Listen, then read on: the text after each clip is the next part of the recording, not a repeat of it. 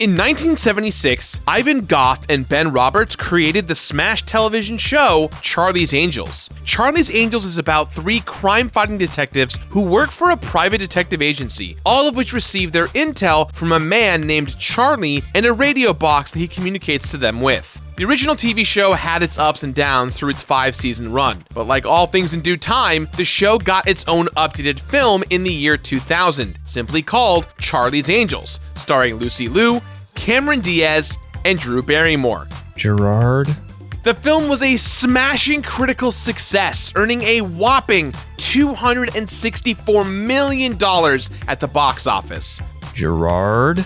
And the best part about that 2000 film was this moment right here. Gerard, god damn it, no. You've never seen a booby. Have to. Have not. I've seen lots of boobies. You're right. Yeah. A little help? Bam! Right there, right frickin' there. That's the best part of the movie. Not the insane action, not the weird cameo by Tom Green, not even the naked Drew Barrymore in that scene. It's right there with those two young boys playing Final Fantasy VIII multiplayer. And do you know why, dear people at home? Why I love this so much? I love this so much for two reasons. One, Final Fantasy VIII did not have multiplayer. And two, I cannot believe you. This is how you start episode 400. Michael Barrity, my best friend since high school. My friend that helped me start my first YouTube show and channel, Ariane Stone. My friend who would go on to make incredible content on Belated Media. Stuff you may know him from, like What If the Star Wars Prequels Were Good? And his incredible pilot for his cartoon show, Obituary. You may also recognize him as one of the two boys in that scene who were playing Final Fantasy VIII multiplayer. How was it? What was it like? Was it fun? Can I interview you? Interview me about what? Okay. What was it like playing Final Fantasy VIII multiplayer knowing that the game didn't have multiplayer? I don't know why you invited me here. Hey everyone, and welcome to a very special episode of The Completionist. Our 400 to be exact. 400 games completed. It's pretty crazy, right? Over the last 10 fascinating years that I've been doing this show, I found that whenever I bring it up in conversation, Final Fantasy VIII tends to be pretty divisive. It seems that amongst my friends, both professional and personal, they all seem to say that Final Fantasy VIII is one of the worst Final Fantasies out of the bunch, or even that it's one of the worst games they've ever played. And truth be told, as a young kid, right after eating and breathing Final Fantasy VII and going right into this one, I agreed with my friends. But my friend Michael Davis of the Warp Zone insisted that this game was good. It was great. It was always one of those games that never got ported or brought forward all the way up to the current console generation. And that was true until Final Fantasy VIII Remastered was released just a few years ago. Realizing that it's been 10 years since I started this show, it's been practically 2 decades since I played the original Final Fantasy VIII. So, grab a party hat, grab a beverage, sit back, and relax while I passionately complete another game so that you don't have to. This is episode 400. Let's begin. Yes!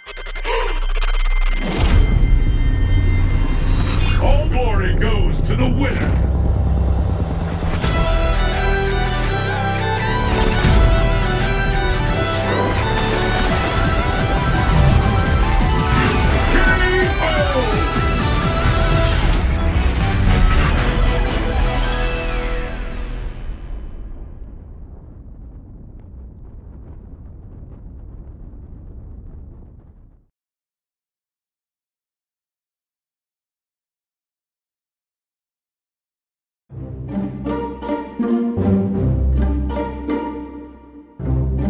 Final Fantasy VIII's development began during the translation phase of Final Fantasy VII. Hironobu Sakaguchi, often referred to as the father of Final Fantasy, became less and less involved in the main Final Fantasies as time went on. Directing the first 5 Final Fantasies, Sakaguchi eventually shifted to a more executive role despite being the driving force with the franchise. And by the time Final Fantasy VII came out, while a lot of his personal stories and passions were with the team, he ended up becoming a key player in the first mainstream Final Fantasy film, Final Fantasy: The Spirits Within. And veteran director Yoshinori Kitase had already done an incredible job with Final Fantasy VI and Final Fantasy VII, continuing his role and involvement for Final Fantasy VIII. So although the usual star-studded team was here returning to work on Final Fantasy VIII, Sakaguchi's overseeing involvement role was minimized and given to Shinji Hashimoto, who today is currently the acting brand manager of Final Fantasy and is an executive at Square Enix. I feel it's important to bring all of this up for the simple fact that Final Fantasy VIII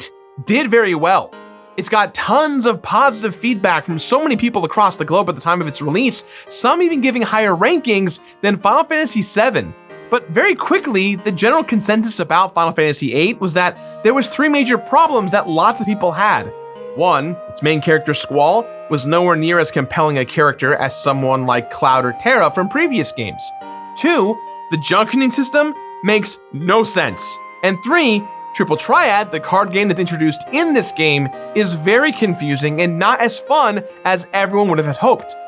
Now, I'm not going to pretend that I am an authority figure on any of these topics, nor do I think those are just the only problems people had, but I do want to take the time to discuss these topics, as well as dive deep into what makes Final Fantasy VIII wonderful, what makes it just alright, and what's just downright awful about it.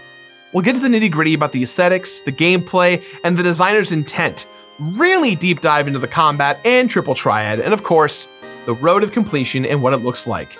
But keep in mind, my journey in completing this game is different from most people who simply beat the narrative and call it a day. Let's start our attention on Squall, his character, the story at large, and the effectiveness of everything in between.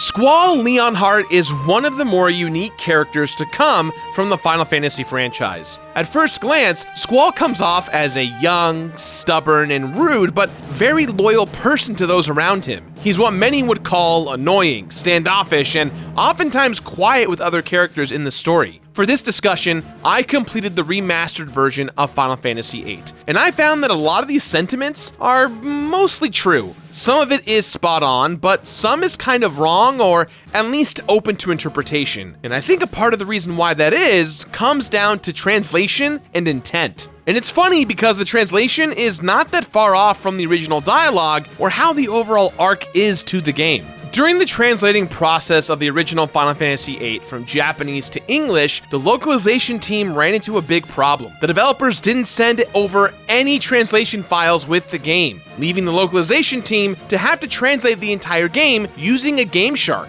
Now, I don't think using the Game Shark back and forth necessarily ruined the translation by any means, but as a result, a lot of the dialogue in the original game, for Squall in particular, oftentimes would get changed out for ellipses or simple throwaway words like whatever to depict Squall's nature throughout the game. Now, I don't think this is the factor that ruined the game, let alone character for so many people, but I do think it did contribute a little bit. The English language is kind of a weird thing to interpret at times, and if you need proof of that, read a comment section on a video or try to understand what social media arguments are and how they unfold. It gets real weird real fast. I want to try and break down the plot of Final Fantasy VIII as clearly as I can in an attempt to showcase Squall's growth and trajectory as a character and how there are moments where things connect, but more often than not, there are moments that simply miss. This is a lot to dissect and think about, so take all of what I'm about to say with as much of a grain of salt as possible. Grab a drink and relax, because we're going in hard. The opening moments of Final Fantasy VIII start off super cryptic. We've got lots of words, imagery of beaches, fields, and feathers and flowers, intercut with two women, one named Rinoa, and the other is the sorceress witch Adia. This scene eventually reveals a battle between Squall and one of our main antagonists, Cypher. The two brawl in a very deadly fashion to a point where they both slash each other down the center of their faces, giving each other scars. This opening cutscene is super confusing with regards to setting the stage of the game, considering we don't know what time or place the events occur, versus something like the infamous train heist in Midgar or the snowy climb to Narsh. Right here,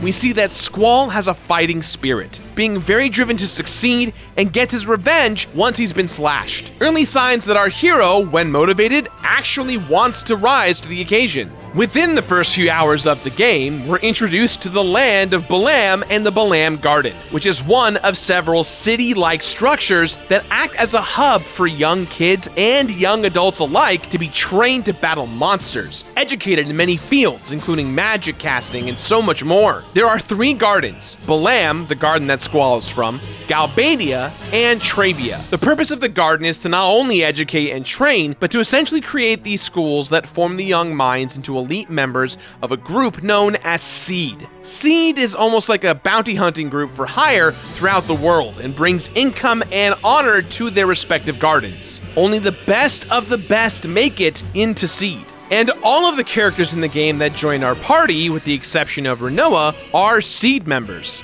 After passing his Seed exam, Squall is assigned to be the leader of his group, managing Trabia transfer student and Seed hopeful Selphie, and stubborn fist-fighting Zell, along with the aid of his teacher Quistis. And their first job as Seed members is to aid Rinoa, the woman from the opening cutscene, and her team with the kidnapping of a corrupt president. Shortly after this mission goes wrong, it's revealed that there's an evil force bigger than anyone has imagined, an evil sorceress witch named Adia, who is controlling the chaos herself.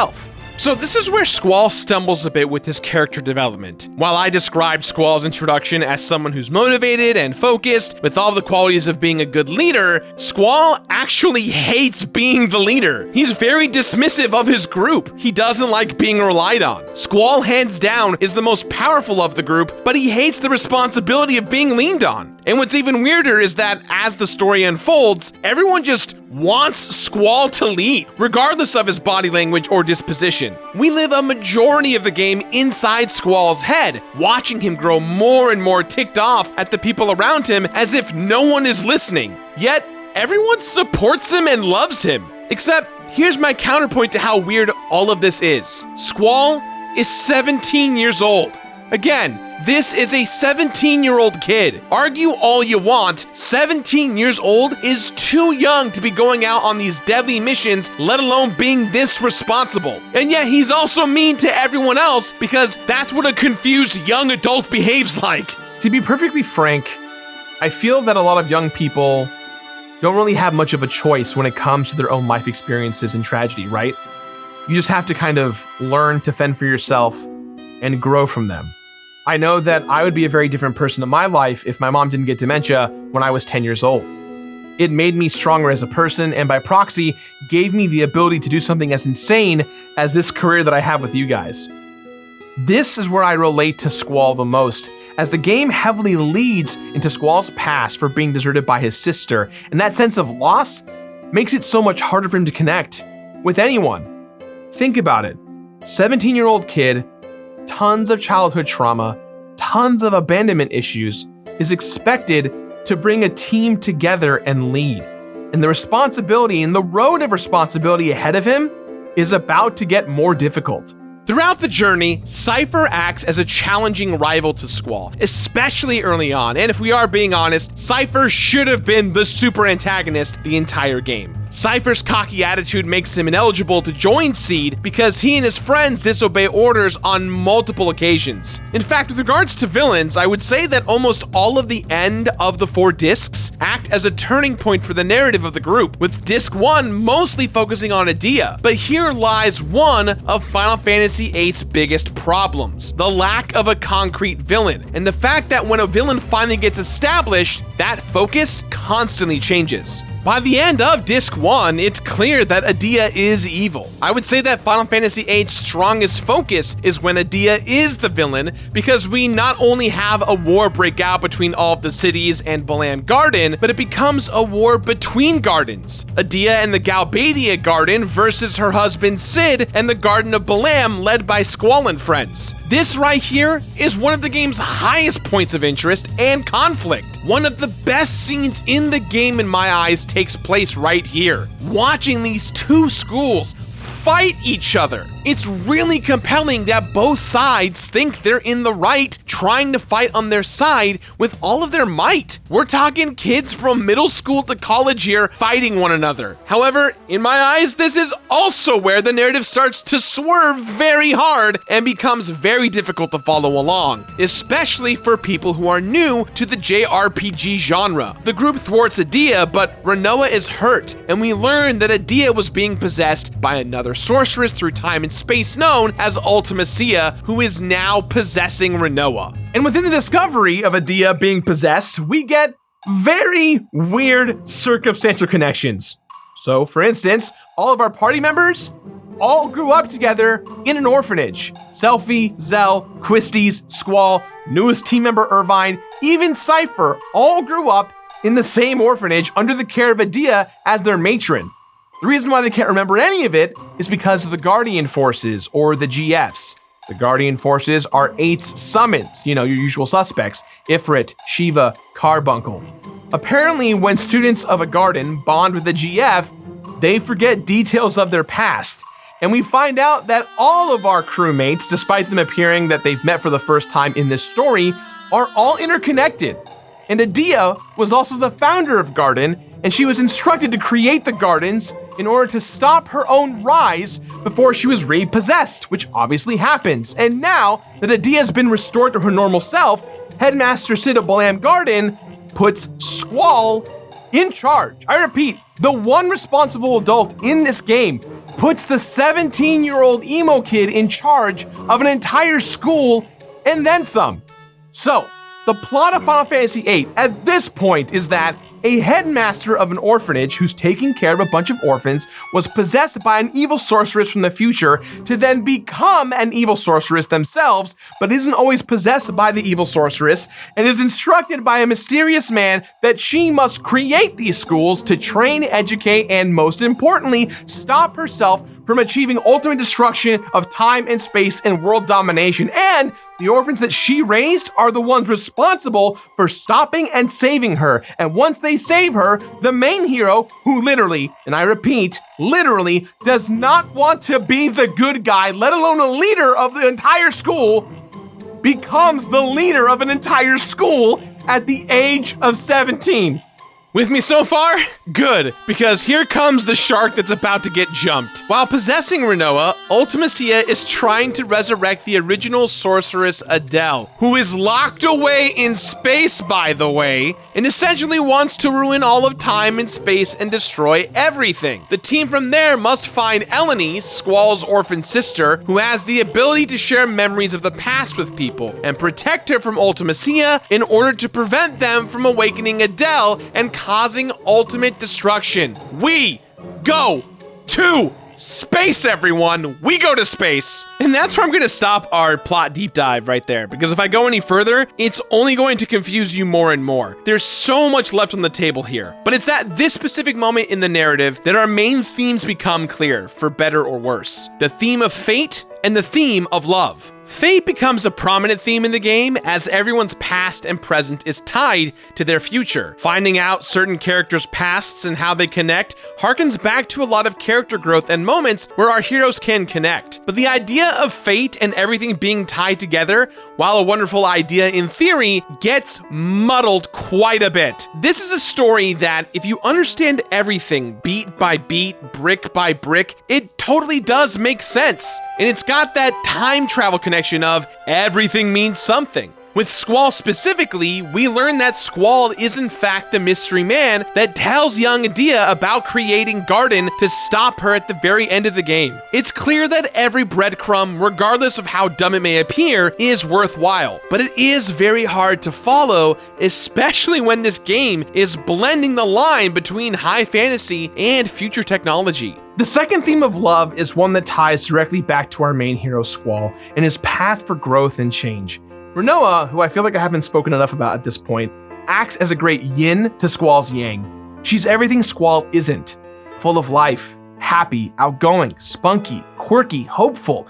If I had to describe Renoa in one phrase, it's that she's full of heart. And Squall, being this brooding 17-year-old leader, now practically headmaster, finds himself going from someone who can't stand Renoa to really missing and wanting to love her. It's in this theme right here that Squall, despite his dismissive behavior, starts to show his other side.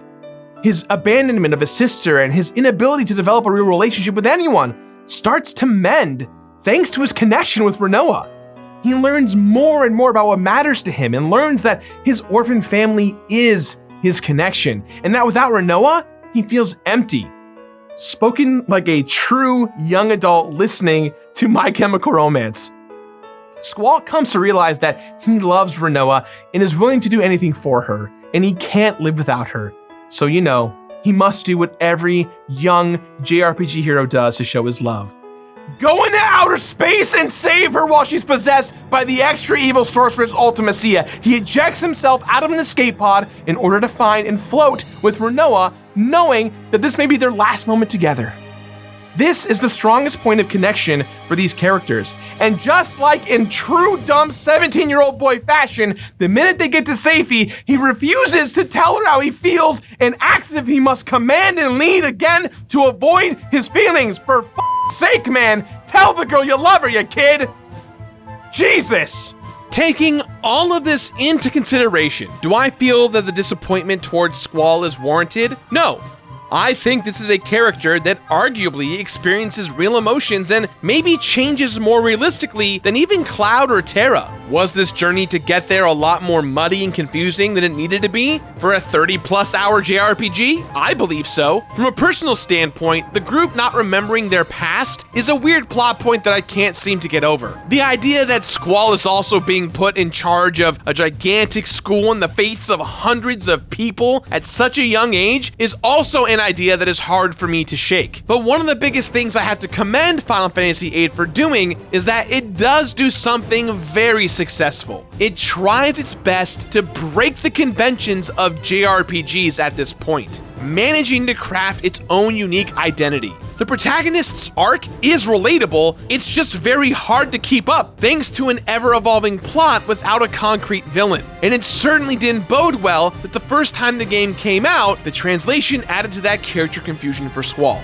The buck doesn't stop here at the plot and character development. This is reflected in the gameplay and presentation as well.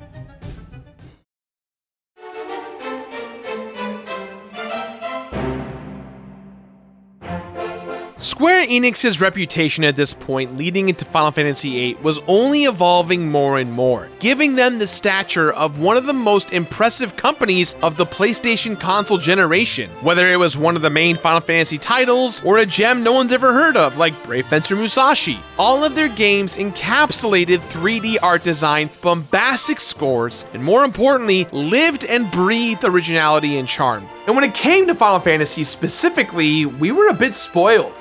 We were led like an animal to water to believe that every Final Fantasy needed to be bigger and better than the previous one. Visuals needed to be more realistic, the music needed to be more memorable and catchy, and the game just had to be Final Fantasy but evolved. Which, in my opinion, makes this entire conversation so fascinating because on one side we've got Final Fantasy VII, which is probably one of the most famous games of all time, and on the other side, we've got Final Fantasy IX, one of the most well-received and loved Final Fantasies in the entire franchise. And stuck right in the middle is the written off, pushed to the side Final Fantasy VIII.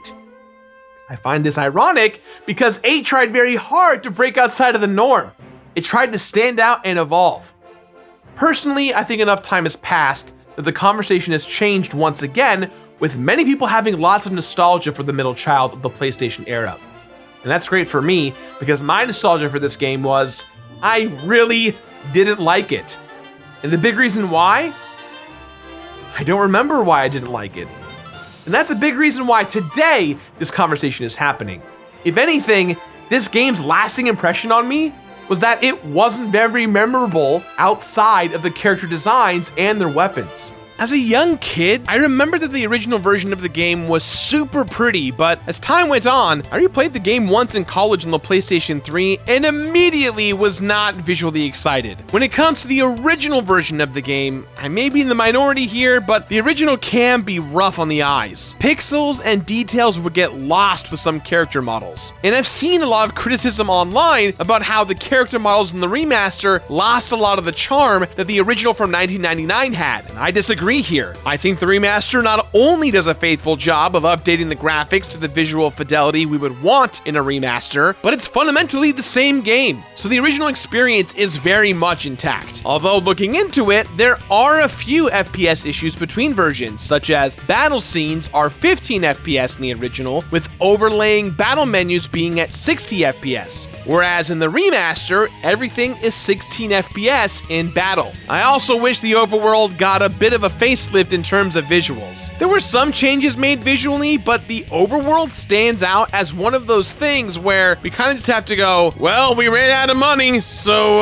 we're gonna just do what we can for this part. The good old college try. I know we've entered that era of modern gaming where everyone is either extremely happy that our classic games are getting more HD ports, remasters, and remakes, or they are sick of it and just want new games altogether. With the rise in popularity of things like the Nintendo Switch and PC gaming these last several years, it's evident that there are a lot of people who did not get a chance to experience the console games that many of us did, so it only makes sense that companies aggressively work to get their classics in the hands of their future audiences. And for a while, it seemed like Final Fantasy VIII would be forgotten in that mix, but within the last several years, you can enjoy almost every major Final Fantasy entry on some type of modern platform, albeit console or PC. Square Enix worked with the good folks over at .emu and Access Games, and I think overall the remaster is a massive success. They even went ahead and updated some of the translation as well. Square Enix also has adopted this modern sensibility of looking at their older works and realizing that gaming in the current climate has changed. Within most of the remasters of Final Fantasy, Square Enix ensured that there are in-game toggleable, almost cheat codes to help get through the game to the liking of the player. Turning off random encounters, always having limit breaks on, infinite health and instant action meter, and making the game speed run at 3 times the speed are all included in the remaster. And while I did use these sparingly throughout my own experience because I wanted to really feel that old original JRPG grind, these tools are awesome to get newer players to play the game that they want to play. More options to let people play games how they want are always a good thing.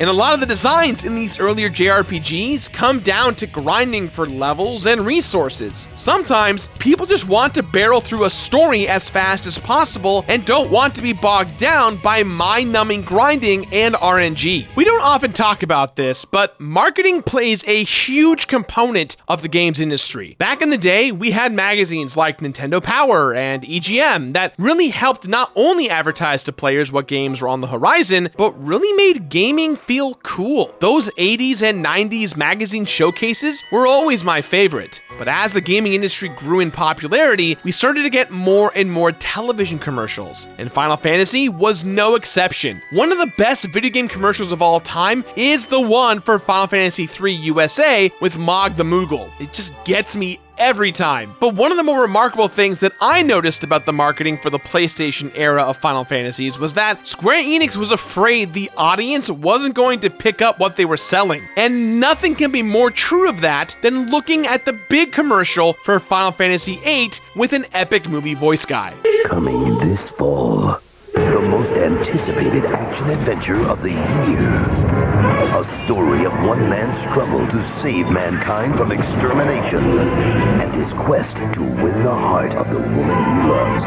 An epic so stunning your emotions will stir, your heart will race, and your thumbs will be really, really sore.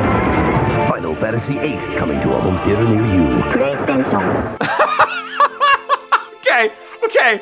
Okay, there's a lot to unpack here. First up, it's very obvious that the marketing department that worked on this commercial didn't know what kind of game Final Fantasy VIII was. In case anyone's wondering, it's a JRPG, not really an action-adventure game. It's got turn-based combat, not really platforming or hacking and slashing. But it's the 90s, and maybe, at the time, it's the same thing, so I'll let it slide. Second, they really lay it on thick with the machismo appeal of this fantasy game. We don't know anything about this game other than one man, one world he wants to save, all while trying to get with the hot chick. Third, everything you see in this commercial is all cutscenes. There is zero gameplay, so you have no idea how to play the game or what it's like to play the game. And finally, the cherry on top, there's no egregious button mashing or insane physical component required so that you'd have sore thumbs like the announcer is implying that you'll get when you play this game. Incredible way to market a game when a lot of this stuff isn't even all that true. At least to Square Enix's credit, they really try to bring in love being the main theme of the game, with the theme song Eyes on Me composed by series veteran Nobuo Uematsu. Nobuo Uematsu naturally is here once again to lift the spirits, tug at the heartstrings, and make people fall in love with the world of Final Fantasy with his incredible soundtrack. But this soundtrack, aside from the theme Eyes on Me, the battle theme, and the triple Triad music, didn't really resonate with me. A lot of that maybe because I spent so much time in the gardens and the overworld that the music felt lost on me. Now, it isn't bad by any means. I think it just didn't really hit the mark as it usually does with me. If you grabbed a bunch of fantasy soundtrack music that used similar instrumentation and mixed it with the tracks from Final Fantasy VIII, I couldn't tell you if they were from the game or not. With previous entries, if you played me the first few notes, I could tell you right away not only what Final Fantasy it was from, but the exact moment in the game the track was played. In the end though, I think music is a very subjective piece of art that people are going to have various experiences with, and this is simply mine. Final Fantasy VIII's art design and inspiration comes largely from European influences, from the giant tech tiles of the many cities, to the vehicle designs, to the infamous ballroom scene. You can see that 8 was really trying to strike that balance between fantasy, realism, and sci-fi. And that line in the sand is almost like a sliding bar as the game develops. Even with the idea of the many gardens and sorceresses, Kitase was heavily inspired by the Wizard of Oz, not only in there being a good witch and a bad witch, but with the overall design aesthetic as well. The city of Esthar gives off big Emerald City vibes. 8 does a wonderful job at painting these colossal, diverse, and colorful areas that never feel the same. From my point of view, Final Fantasy VIII does its best to fight the tropes of most games when it comes to environmental design. It tries hard to defy expectations by not giving you the usual suspects outside of a few optional biomes that are a little more expected, like your classic ice area or desert area.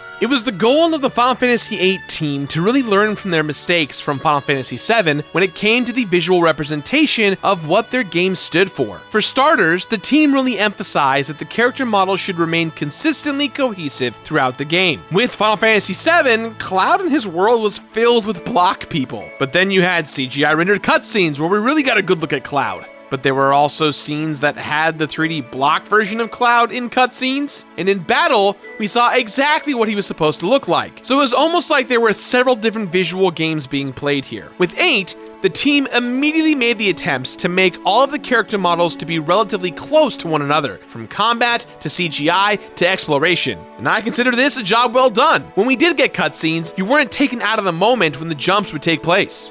My biggest personal grievances with 8's world design and overall pacing is that it feels like two different game worlds were mashed together to create a mismatched Rubik's Cube towards the end. From the moment we step into Esthar for the first time, I love that we get this great environment that clearly is Oz, but that sliding bar I was talking about earlier suddenly gets cranked from fantasy to pure sci-fi for several hours that start to really pull the wind out of this game's polished sails. This proverbial space shark that gets jumped takes an otherwise phenomenal world that's beautifully crafted and puts it all in this weird box that's been wrapped with a bow under the guise of, this is a love story, this is a love story, this is a love story. Like a young kid being told to put their toys away, the last act of Final Fantasy VIII feels compacted and rushed, and it's really a shame because all of the final areas and optional dungeons breathe creativity and could have had huge potential for a time travel lore dump that connects all of this to this European aesthetic that the whole game has been enriched in.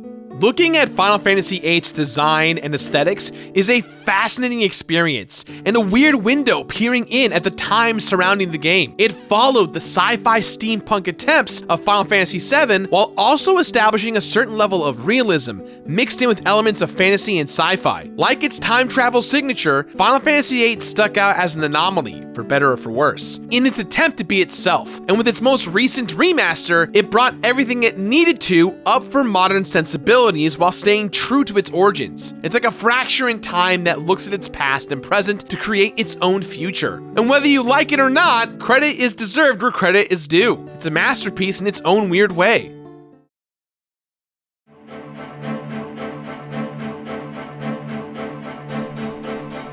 I'm not a game designer by any means, nor do I want to pretend that I'm an authority of any type of community or group of individuals that specialize in any journalist expertise, right? But at the very least, I can say, after completing 399 games, not to mention the 112 New Game Plus games I've redone so far, I know, I've made about 80 episodes, the rest are coming soon.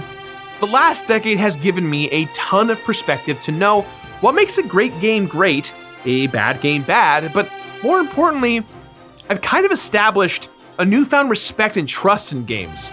I can't describe it as anything other than I am forming an individual relationship and bond with each game I complete. And I know that sounds super weird, but what I'm getting at is the effectiveness of a game's director and team and how they execute their vision plays a big part in my understanding and appreciation of their hard work. So going forward with the show, I want to talk about completing games and the language that goes with that. I want to take the approach of developer intention. I really want to focus on celebrating developers and their efforts at conveyance, and really see the developers' true hearts and minds. And Kitase-san and his team are the perfect crew to start this analysis with. They know that Final Fantasy fans, by nature, are generally completionist oriented, as they want to find every weapon and boss fight and secret and Easter egg, and every special move or limit break the game has to offer. What I'm really getting at is, later Final Fantasy games are designed for completionists, even if there aren't any rewards at the end of the long journey. And Final Fantasy VIII embodies that philosophy through and through. If for some reason you at home watching this are unaware of what combat in Final Fantasy games traditionally are, I want to explain to you why Final Fantasy VIII has become not only one of the most unique out of the entire franchise, but also the most divisive. And I think that connection and understanding I have came from the fact that I completed the game. Well, that and the internet is really good at explaining things. Final Fantasy VIII can be divided cleanly into several categories when it comes to completing the game. You've got combat and its associated systems like leveling up and summons. You've got exploration, which encourages the player to wander the open world, all the while progressing the story, finding secret dungeons and side quests, and acquiring various collectibles. And Triple Triad, one of the most infamous minigames in all of video game history. Combat, exploration, and minigames have only gotten bigger and bigger throughout Final Fantasy's massive history. And when it comes to 8, I want to describe all three of these categories as simple to play, confusing to master. And I see that confusion as one of the true causes as why so many people have a hard time enjoying this game. Original Final Fantasy games and their combat started with the traditional RPG battle system. Characters were 100% turn-based on their stats, so characters with better stats would start before others, and the stats of the monsters and enemies would also be in that mix as well. But Square Enix would later develop the ATB system, which fans know and love to this day. ATB stands for Active Time Battle, which essentially means there's now time bars that appear on screen that indicate to the player that the character turn is about to happen. happen. Once the ATB meter fills, then the player has control of the menus to tell the character to do their actions. Traditionally speaking, these actions are broken down to attack, magic, and summons, sometimes even a special move or mechanic depending on the character, and of course, items. And there are two types of ATB meter, active and waiting. Active implies the in-game time continues while you are menuing, meaning enemies will attack when their ATB is filled, and you've got to move quickly in order to attack or defend. Waiting essentially stops time so that you don't have to stress. This notion of these two modes is essentially the only difference between a normal and hard mode setting in the old days for these RPGs. And even at that, it's not that different or difficult to manage if you're using the normal active ATB. Final Fantasy VIII's battle system is ATB based. You do see meters filling up in order to make your moves, but there are two other battle systems that are introduced and layered into the ATB system that is specifically designed for this game. New battle systems layered into ATB is not uncommon.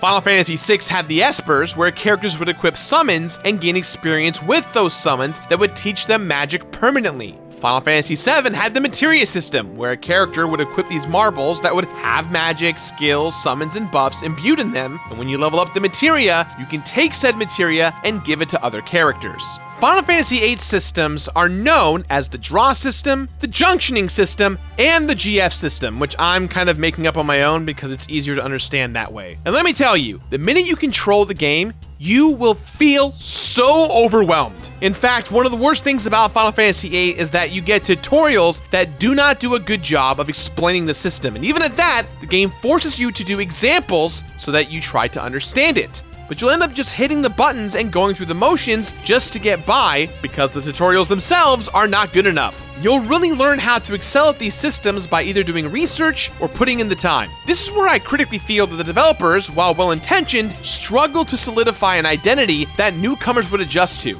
According to Katase-san, the team wanted players to have the ability to go crazy with these systems, and now that I have a full understanding of these systems, yeah, I was able to do just that. But it wasn't at the hands of the developers directly teaching me or designing the game that way. It was at the behest of the internet and simply experimenting. Actions in Final Fantasy VIII aren't specific to any one character. Every character has the attack command, but item, magic, summon, all that stuff is actually integrated into the GFs themselves. The summons in Final Fantasy VIII, your Bahamets, your Ifrits, so on and so forth. Mythical creatures that fight for your side. Each character can equip any of these GFs that you find in the game, and every single GF has not only their own set of levels, stats, and abilities, but they themselves have a master list of abilities that their user benefits from. Most of the time, these abilities are things like magic, items, summon, GF, draw, sometimes passive abilities like auto haste, auto potion, so on and so forth. But there's also special abilities that are unique to each GF that empower players. So for example, you can get a healing move for free which heals the whole party, or you can convert attack to mug, so every time you hit them, you try and steal an item. And finally, there's even permanent stat buffs that can dramatically improve your characters. Want to raise your character's HP? Give them the HP plus, where every time they level, they get more HP. Better yet, just give them HP 60% plus, which raises their top HP by 60%. And that stat is the same with strength, defense, so on and so forth. You can equip only a handful of these abilities, but as you level up your GFs, some can learn to equip even more of these abilities. And you can teach them abilities by refining items to unlock more. This part is pretty easy to understand. You fight, you win, you earn AP. AP then levels up not only the stats and levels of the GF equipped, but it also takes the AP and puts it into a particular skill that you are trying to learn. Magic has changed pretty drastically in 8. In most Final Fantasies, you've got MP, magic points. These magic points are used to cast magic, and when you're out of points, you can't cast magic anymore. In 8, this system is completely gone. What you get instead is the Draw system. The Draw system allows you to absorb spells from all enemies you fight. When you draw a spell from an enemy, depending on your magic and luck stats, you'll get anywhere from 1 to 10 plus stocks of said magic spell you're trying to get. You can also fail depending on those stats. So if you want Cure, for instance, you'll have to fight an enemy that has the Cure spell and draw from them. Enemies can be drawn from as much as you'd like, so as long as you keep healing your team, you and your party members can easily get 100 of every spell in the game. Rather, 100 of every important spell. Drawing is also important because you have some bosses that have GFs on them, so if you want to get that GF, you'll have to draw it from them. The question is, for us completionists out there, is it possible to acquire 100 of every spell in the game for all of your characters? And the answer is yes and no. You can only have so many spell slots, so you can't have every spell at 100 in the game, especially because of the fact that spells have different effect levels. You know the drill: fire, Fyra, Fyraga, cure, Cura, Curaga, so on and so forth. The best strategy is to absorb 100 stock of each level 3 spell variant and any unique spell in the game for all 3 of your concurrent party members, which is almost possible. There are some spells you can only draw from draw points or certain bosses, so it does require a lot of patience and time. Now, why on God's green earth would I want 100 of every spell in the game? Well, that's because of the Junctioning system.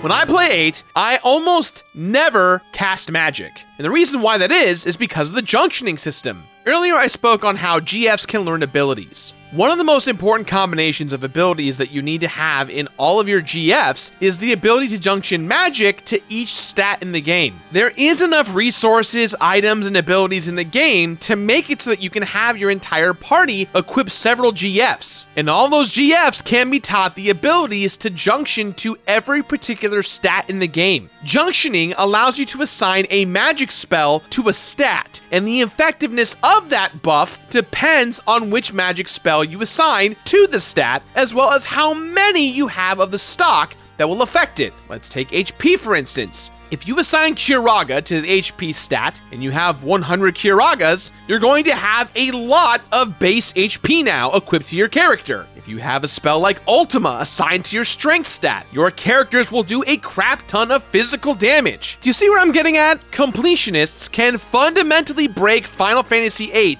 very early on if they decide to hoard spells and junction with certain stats. And not only can you junction magic to stats, that also applies to immunities. You can fundamentally make it so that every character in your party takes 0 fire damage, 0 water damage, 0 lightning damage. You can even inflict status effects onto enemies, or just be immune to most status effects. Or you can have immunities to status effects like being immune to death or confusion. So if you take everything that I just said right now, you single-handedly can become the most powerful characters in the game from the very beginning if you're smart. But here's the crazy part: you don't need any gear or wearable items because this system essentially acts as its own version of getting equipment. And if you think breaking the game is ultimately stupid because it makes the game too easy, think again.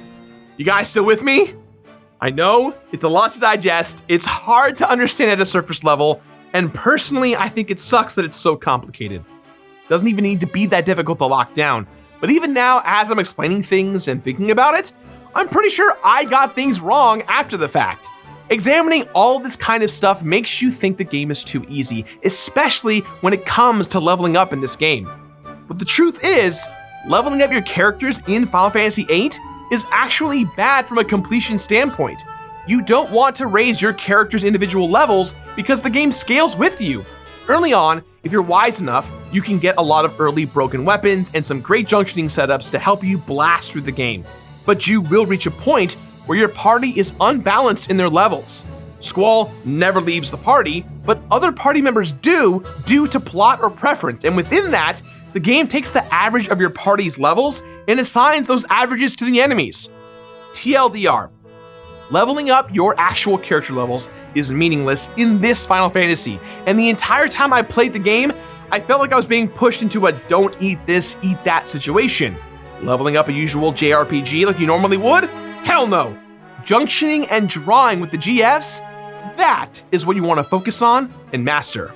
There are weapons that have stats for each character in the game, but all of the weapons are found and created by finding recipes that are spread throughout the world and resources that you'll need for said recipes. In most cases, the weapons are purely for damage and look. But some weapons unlock more limit break. Limit breaks in 8 are kind of weird. Every character has unique mechanics that you have to learn, with squalls easily being the most fun to execute. But limit breaks are almost only given when your characters are low on HP. You can use a spell or an item to give you an instant limit, but in most situations, you'll use limit breaks when things are dire. And I'll be honest, Squall and Rinoa's limit breaks are the most broken in the game. Squall naturally has a secondary critical hit if you hit it at the correct time. Think timed hits from Mario RPG. However, Squall's limit break is also rhythm game based, which always makes for an engaging time. Rinoa's can become scary powerful in the endgame because her endgame limit break allows her to use unlimited magic, but you can't control her. So if you only give her the insanely powerful spells while healing and hasting her, she will just cast spells like Comet and Ultima over and over and over again. It's very surreal seeing her go crazy in the endgame. Very fun stuff.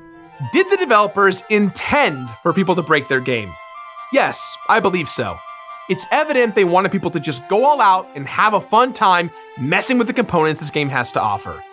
I don't think they anticipated that the new systems would evolve to the point where you can simply power up from the very beginning of the game, but I think they wanted people to have fun becoming powerful and enjoying the narrative along the way. And with the insanely powerful team you'll have, you never really have to worry about being stuck at a certain boss.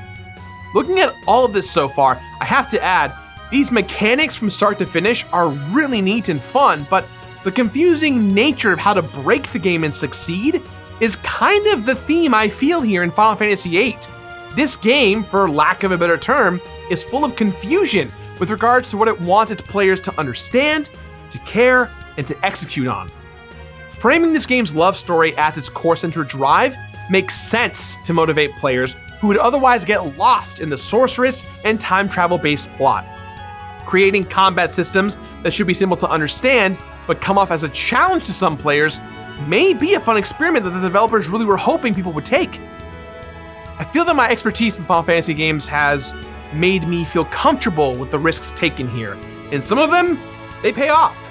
But make no mistake, confusion is the central feeling I felt throughout this entire journey, and completing Final Fantasy VIII, while somewhat cathartic and fun, overstays its welcome.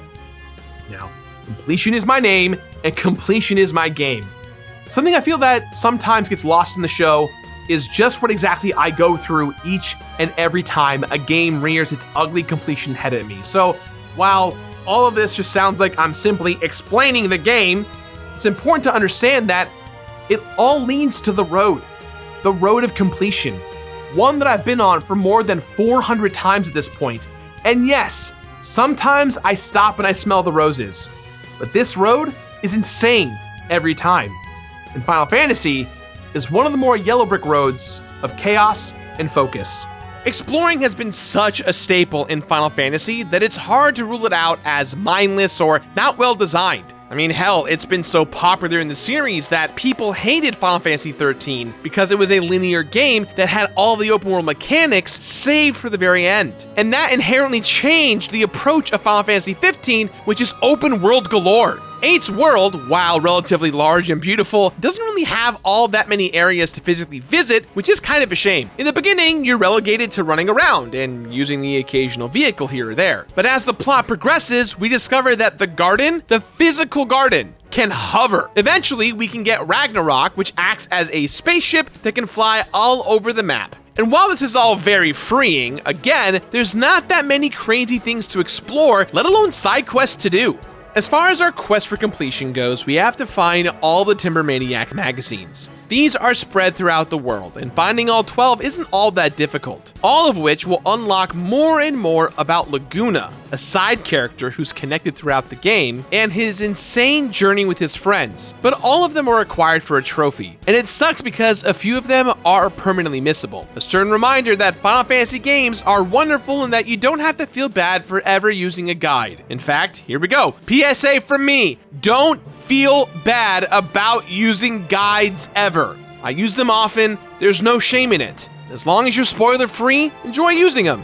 One thing that completely threw me for a loop in Final Fantasy VIII is money and how it's earned. For the first time ever in a Final Fantasy game, I never had to worry about Gil. As the minute Squall becomes a seed member, he's given a salary for his job. And this salary makes it so that every 20 minutes or so in real time, you're given some Gil. You are assigned a pretty low rank, but in the settings menu of the game where the tutorials are, is a bunch of documentation about seed, its purpose, and so much more. This documentation is designed so that you can take the seed quiz and level up your rank. Getting all the way up to S rank makes it so you receive 30,000 Gil every 20 minutes or so. I personally love this, as it lets the player worry less about resource management should they decide to be a bookworm. This makes a lot of the grind required or item hoarding in JRPGs a lot less of a worry than usual. You can actually lose your rank status by simply standing around and doing nothing, but you can always rank up whenever you want. And at the very least, it is required to get max rank at least one time for a trophy.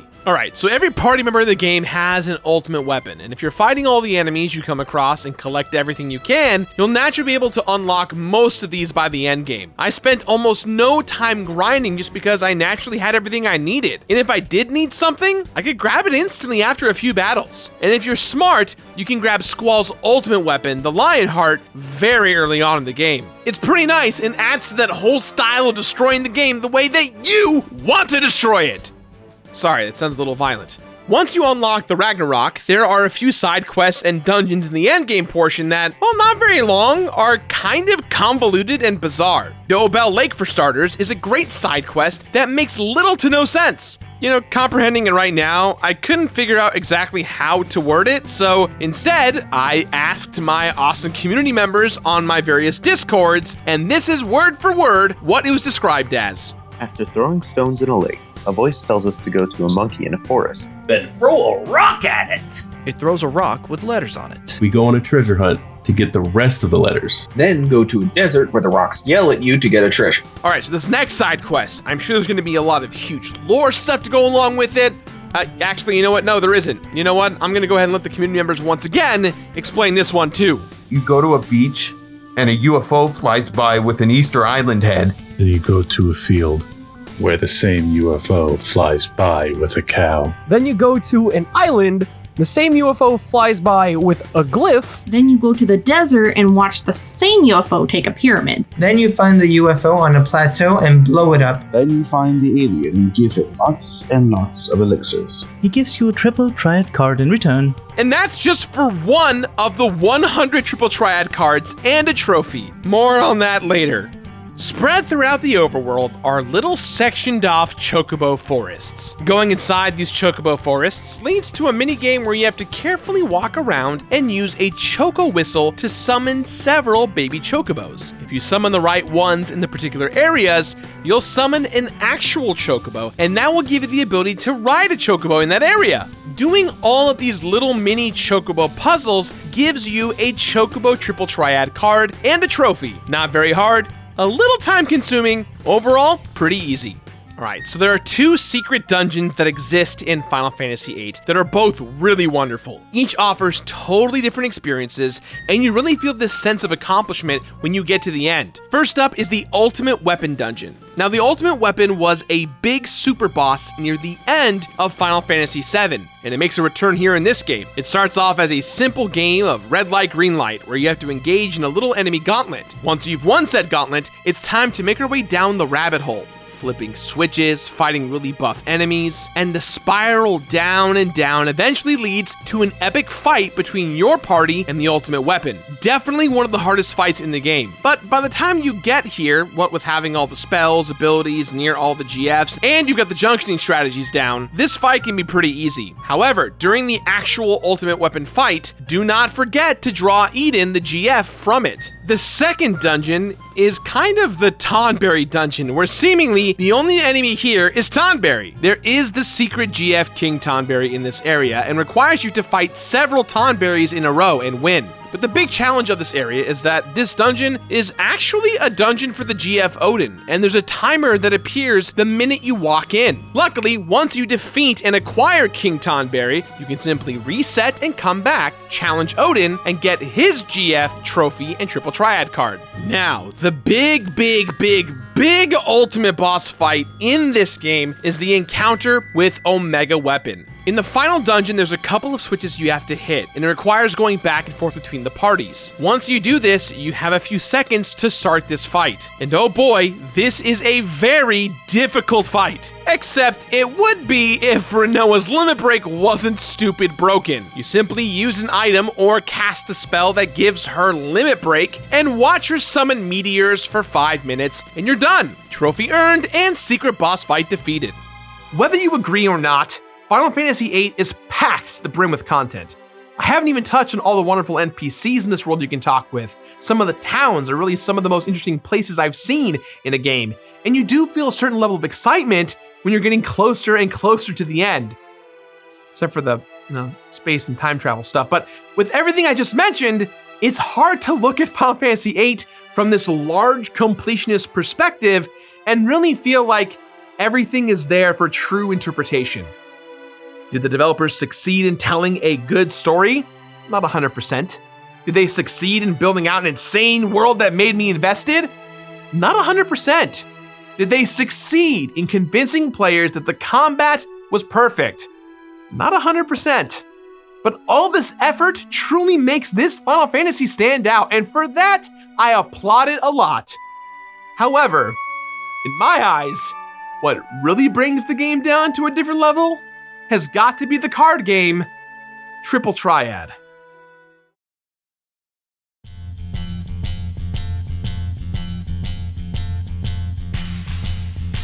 Triple mother Triad. Kitase-san and his team had a big vision with an even bigger goal with regards to Triple Triad. The intent behind the game was to solve a problem. They loved the minigames from Final Fantasy VII, but didn't like how it took so long to get to them. And those minigames were all so different that they didn't always have a lot of depth to them. When it came to 8, the team wanted to create a minigame that could be played at any given moment, and that the game itself felt so old that everyone in this world knew how to play it. In the same vein as checkers or Go Fish. What we ended up with was a card game that at first was easy to understand and fun to play, but evolved into a crazy mess that marinates in a frustrating concoction of overcomplicated mechanics, extreme RNG bullshit, and an unnecessary amount of time required to complete the Triple Triad deck. I could show you how to play the game inside of Final Fantasy VIII, but I've become so obsessed with Triple Triad, for better or for worse, that I went on to Etsy and I bought this fan-made card deck.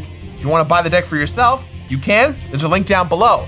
I always encourage supporting artists online. Plus, I think it'll be easier for me to explain the basics with physical cards because after investing well over 30 hours, I still don't know how to fully play Triple Triad. Triple Triad is essentially a multifaceted way of playing the card game War. You and your opponent pick 5 cards from your respective decks and are presented with a 3x3 card mat. Randomly, someone will be chosen to go first. From here, you or your opponent will place a card down. All of these cards are inspired by all the major characters, every enemy, every major boss in the game, all of the GFs, and even some of the weird Easter egg / Final Fantasy staple characters you know and love. Every card has 4 numbers located on each side. When a card is placed down anywhere on the grid, the numbers on the card on any of the directions are trying to attack nearby cards. So if I put a card down, let's say that has a value of 2 on the right and 3 on the bottom, and I place that card in the corner, that means my opponent needs to put a card down that has a number that's bigger than 3 or 2.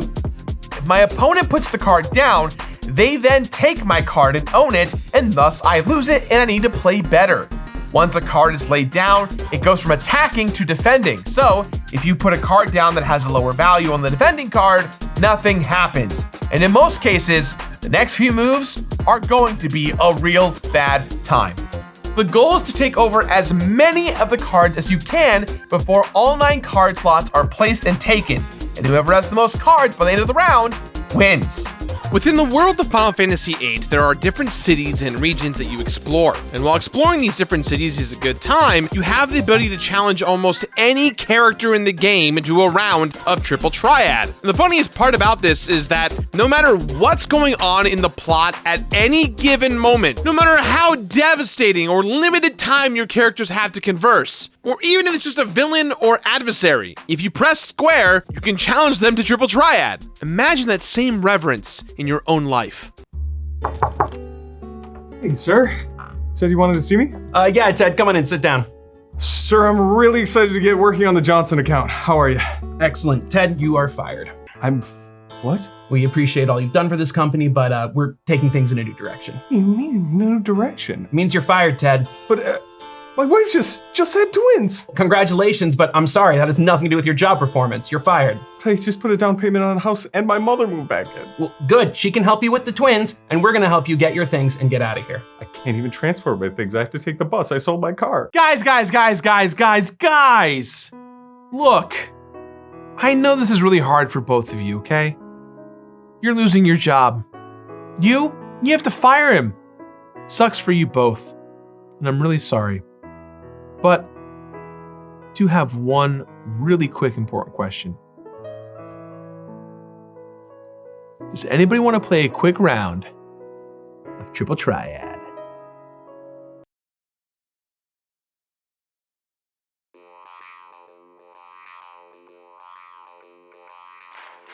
Okay, so now that you know how to play the basics of Triple Triad, know this. Unfortunately, this is just the beginning. If Triple Triad was this easy, then everyone would play it for just a little bit and move on. Naturally, Square Enix implemented a lot of extra rules, a lot of extra hard rules, a lot of extra bullshit rules. Since Triple Triad is a literal world-renowned game, the rules are bent and transformed in almost every single city in the game. So the way that I just taught you how to play the game will have regional differences that are predicated on all of the other regions and how they learned how to play. Now, there's a lot of rules that are awful. These rules are bad and hard to understand to the point where I can't even explain them well. So I'm just going to highlight a couple of the rules that I think are just awful. Let's begin with the same rule. If the attacking card being placed is battling against another card that has the same value on their matching sides, the attacking card then takes the defending card. Next up, we have the plus rule, which may be one of the worst rules in the game, mostly because I still don't understand it. The plus rule, according to the Final Fantasy fandom wiki, says the plus rule is when one card is placed and it's touching two other cards, and the ranks touching the cards plus the opposing rank equal the same sum. If that's the case,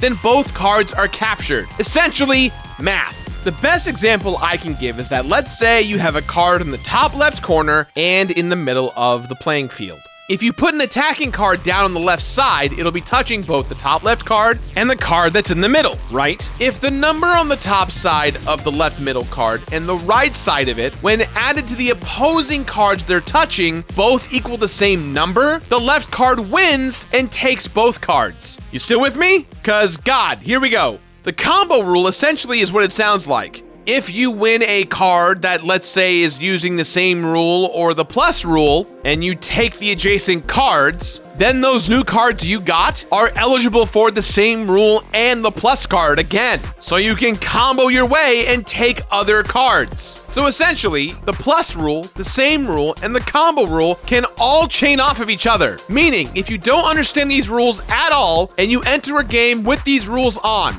you are going to get rocked. So the next question is, how do I feel about all this? I feel awful. I feel like this is all a fever dream. This is Chaos Maximus. I only explained some of the rules because the others, while they make sense, will just make your stomach churn from stress and confusion. And all the rules I just explained to you, one at a time, aren't that bad. But the truth is that because you travel so much from region to region in this game, you start mixing and matching rules to cross-pollinate with each other and mix with other regions, so the rules that you really hate and don't want suddenly spread like a virus, and it virtually makes playing Triple Triad a goddamn nightmare. It becomes one of the most difficult and stupid things to invest your time in with Final Fantasy VIII. This is the true RNG curse that exists in 8, and if you plan to complete the game, get ready to play Triple Triad more than the base game.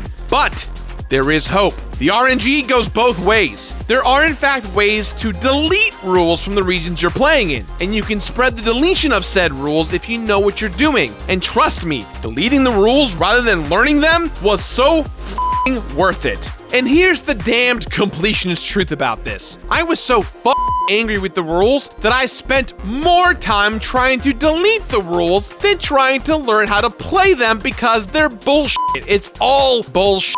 I had to play smart. And by smart, I mean make plenty of backup saves all the time and pay close attention to which regions I recently played in, the ones I was about to play in, and more importantly, be ready to do some random RNG manipulation to try and change the rules. A lot of the abolishing of the rules in certain regions depends on random numbers such as how many times you turn down a player, play a game with a character with rules, win, then back out, and hope the region has taken your rules as gospel. There's 100 cards in the game. A lot of these cards, you may notice, have special golden trims around the side. It means that these cards are special rare cards that not only are super powerful, but usually require a weird way of getting them. There's even card-specific quest lines, like involving the Queen of Cards. There's the Elite League of Balam Garden Club that has you battling several members of Balam Garden, including Quisties, and so much more. Not to mention, you can turn enemies into cards that you battle on the field using the card ability from GFs. So really, getting cards in Triple Triad is a full-time job that no one wanted to have. But the worst part about farming for these cards is that there's just a random element of chance when it comes down to getting the right card in a battle. There might be an NPC that has a card you need that you challenge again and again and again and again and again, and you win all of these times, and yet the card still doesn't show up. And then, out of the blue, the card shows up, you try and win, and you lose that round, you start to rage, you reload the game, and pray to RNGesus that your luck changes. And as you start getting more and more involved with tracking down certain enemies or cards, the regional differences start to rear their ugly head into play. What's even more frustrating than all of this is that completing a full deck of Triple Triad gives you nothing. You get a golden star in the menu, and that's it. No trophy, no achievement, no super duper special card, no acknowledgement that you're truly the best in the world, no certificate, just a gold star. The relief of the gold star makes me feel good because it feels like I conquered an insurmountable beast, but to really feel the disappointment for going the extra mile was hands down one of the absolute worst things to come from Final Fantasy VIII. For you Final Fantasy XIV fans, I'm sure that Triple Triad is something you completely get at this point. A lot of you players have been farming for cards to improve your decks and have fun, and there's even more in-depth ways to play in 14 Online. Yet at the end of the day, my feelings of Triple Triad are leaning towards the side of dissatisfaction, frustration, and of course, good old luck and RNG. Triple Triad is a problem for completionists looking to get the full experience of completing this game, because by the time you're done, you will be burned out by playing this game alone. In the beginning, skill is important. By the end, skill almost doesn't fucking matter. RNG takes the wheel, and you'll spend hours and hours and hours playing the game to the point where your total runtime of the game will be expanded because of the simple fact that the minigame has more to do than anything else in this game. It's easier to get max level, get all the best weapons, all the spells, basically do everything in the game than it is to collect every single card in Triple Triad. And looking at all of this, right, the most frustrating takeaway is that the team behind the game wanted people to remember Triple Triad. Now, after my experience of completing this game, I think it's safe to say that I'll be one of those people who will remember hating Triple Triad, specifically in Final Fantasy VIII, because of all of these extra rules, but people will generally remember it being improved in 14 Online. The team knew they messed up, and the team in 14 worked to improve it from game to game. So in the end, I don't think Triple Triad is a complete failure. I do believe it needed a lot more time in the oven before it came out. But hey, no matter how dire your life situations are, you can always play Triple Triad to just ease the pain away. No. Please don't turn the TV on right now. Just connect with me. No, it's the episode where they eat a bunch of hot wings and Snoop Dogg's on. I don't care about any hot wings. What do you mean you don't care? I care about this. I can't even eat them. They give me indigestion and gas, and it's too much. See, now I'm talking about indigestion. Yeah, see, I just want to talk about us. You give me indigestion just by yelling at me right now between you and the kids. If you would just listen to me, I wouldn't have to yell at you. If you followed your dreams like I told you to, you wouldn't have to worry about it. Guys. Look. I know things are really hard right now. You got kids, You got jobs, you got responsibilities, a mortgage, a house, and your relationship's on the rocks. It's really hard. But I believe in you guys. You're gonna get through this. You guys can do this. But I just have one quick important question. Does anybody want to play around a triple triad? I mean, I'm down. Are you kidding me?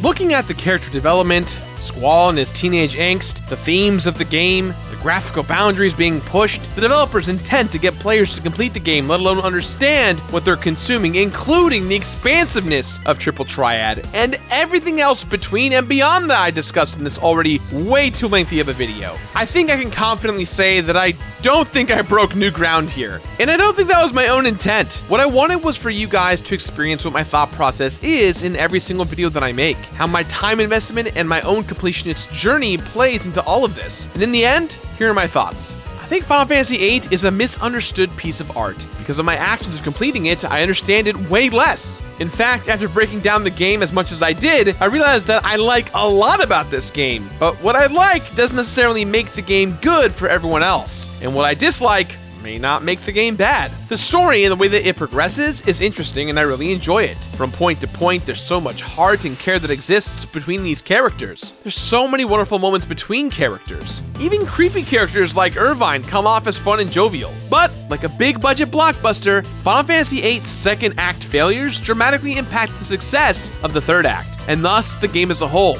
The tender moments get bogged down with lots of unclear expectations and misguided story beats. From Esthar onwards, I was immediately removed from my empathetic feeling of the plot to more of one that just wanted the guy to get the girl so we can end the story. Combat is fun. I like the junctioning system. I dig the draw system. I like how important the GFs are to both of these systems and how they all combo together nicely. But the explanation of how these systems work are all over the place. If you know what you're doing, you can break the game with ease. If you're lost, prepare to climb up an unrelenting hill with a boulder on your back. After 65 hours of investment with 35 trophies under my belt and an unfathomable amount of card games played, won or lost, I feel spent. Like I watched a DVD box set of a show I used to like. Lots of stuff to love, but it's a marathon that I'm still unsure if I enjoyed. What I can say is that my appreciation for this game has shot up through the roof for its wonderful design and beautiful ability to swoon me. This game defies the expectations of what we know as a Final Fantasy game by truly sticking to its guns to be as memorable as possible. I just don't know if that memorable experience was one that I want to remember.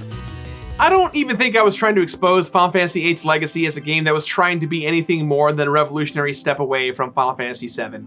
Given my status as a content creator and as the completionist, I've learned a lot this last decade about myself and how I complete games, and one thing is clear. I just want to talk about games. I want to explore and have conversations and thoughts and opinions and really just keep doing that. I think there's this overwhelming pressure that some online creators feel that they have to keep evolving and keep growing. And I'll continue to do so each and every week, and I'm in that pool of creators. But the conversation in my eyes always comes down to good game good, bad game bad, YouTuber and or journalist and or streamer and or company hate game or love game that I hate or love. When really, we all have to face a simple truth, my dudes. Ratings don't f***ing matter. Let people like what they like. Let people hate what they hate. Life is about the gray area. And when it comes to Final Fantasy VIII, I am living in the gray area. And as for me, I'll keep completing games for all of you at home. That is, if you'll keep listening. I'll be here. Thank you so much for being here with me on this insane journey. Gerard? Without you guys, I wouldn't be here living my dreams. You have no idea how much each and every piece of fan art and interaction that I've had with all of you, that what it means to me. I cannot thank you enough. I never thought I'd ever get to this point. We're celebrating 10 years in September, a decade of this show, of this ongoing conversation about games. And I want to give a big thank you to everyone in my life. The mods and all the various discords who taught me time and time again that I could handle anything. A big thank you to Virgil, who helped me specifically get through this game. And without him, I don't think I would have made it out alive. A big thank you to all of our patrons on both Super Beer Brothers and The Completionist who've been funding the show, some almost the entire time our Patreon's been here. Pat, our main editor, who has been carrying the torch longer than almost any employee has in this company. Our New Game Plus editor, Charlie, who is new, but he is whooping ass wherever he can. Nick, our effects wizard, who has worked so hard on all the crazy you guys see here every week. The New Game Plus intros and the new intro is all him, and he's amazing. Gerard. The producers and my best friends, Michael and Frazier. The writers, Eric, Alan, Jeremy, Cameron, my associate editor, Ruby. Our social, merch, and Patreon team, Ted and Megan. My music team, Ben Briggs, and his wonderful cast of friends who've been composing an original DKC remix for all of you every episode of these last 100 videos. My art team, Sean, who does every thumbnail, and Carlos, who's done literally every single title card art since day one. A big thank you to Josh, who's invested so much time into our SEO to make our channel run and giving us notes on thumbnails and feedback. The research there is insane and it requires a lot. A big thank you to my awesome beard brothers, Brett Bayonne and Alex Faciani. You guys are my rock, whether you like it or not, and I'm grateful for you both. My wonderful partner, Amanda, who makes me want to be the best version of myself every day. And my brother, Jacques, who despite how much we fight, we'll always be there for each other no matter what. And of course, a big thank you to all of you at home. For without you, I wouldn't be doing here. I know this sounds corny, but I love you all, each and every one of you. Gerard? What is it, Michael? Look, I don't mean to interrupt. I don't mean to belittle any of the well wishes that you're making and the thanks that and the praise and all the heapings on that you're feeling and the emotions. Because 400 games, that's nothing to scoff at. That is a huge deal, and you should be very proud. People are pouring their hearts out in the comments section, undoubtedly about how much you have meant for them. I hope so. In everything that you've done and all the struggles and troubles that you've put yourself through to complete these games. But I'm coming to you with a very important question. Are you down for a quick round of Triple Triad? This is because that Charlie's Angels bit from before, isn't it? I have no idea what you're talking about. Final Fantasy VIII gets my completionist rating of play it. Try it out. See if you like it. And just to be clear, play it isn't bad. It just means you need to see it for yourself to see if you enjoy it. I've been Gerard the Completionist. Thank you for your time, and here's to another 100 games to complete. Good night. All right, let's go play some Triple Triad. Play it! So you have any stories about like Drew Barrymore and like being on set? I mean, you were what, 11? Yeah, it was 6th grade for me. Okay.